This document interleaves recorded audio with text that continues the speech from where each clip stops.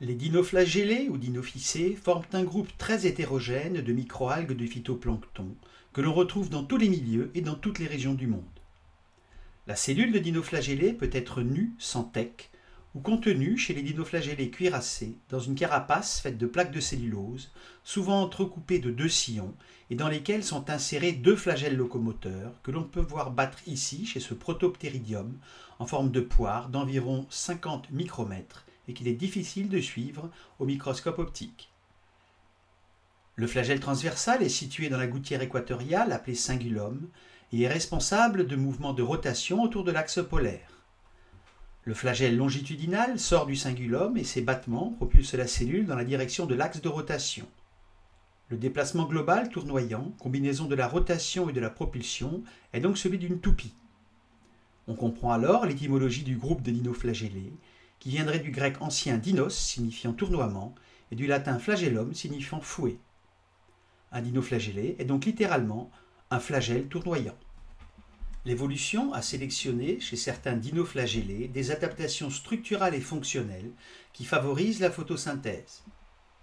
C'est le cas chez le genre Ceratium avec ses 2 ou 3 cornes dans lesquelles des prolongements cellulaires sont riches en chloroplastes, ce qui augmente la surface capable de capter la lumière et la surface d'absorption de CO2 entre la microalgue et l'eau et donc l'intensité de la photosynthèse.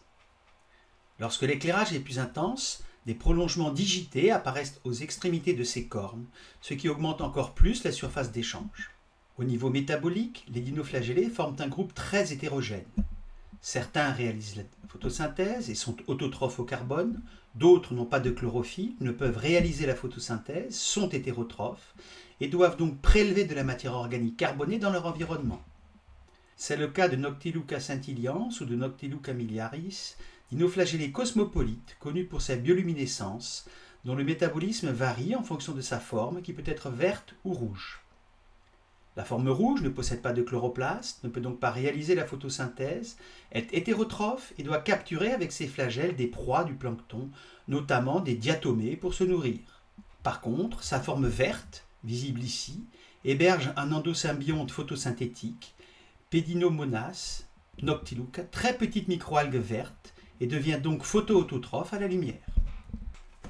Lorsque les conditions d'ensoleillement, de température et de concentration en nitrate et en phosphate sont favorables, ce qui est généralement le cas au printemps, leur prolifération exceptionnelle par division peut provoquer l'apparition d'eau colorée, visible depuis l'espace, et qui arrive quelques jours après à la côte, comme ici en presqu'île de Crozon.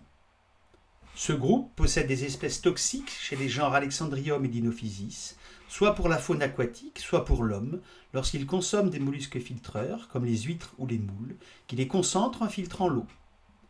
Dinophysis produit des toxines DSP, diarrhéiques, pour le consommateur, et Alexandrium produit des toxines PSP, qui peuvent entraîner des paralysies locales, comme totales chez le consommateur.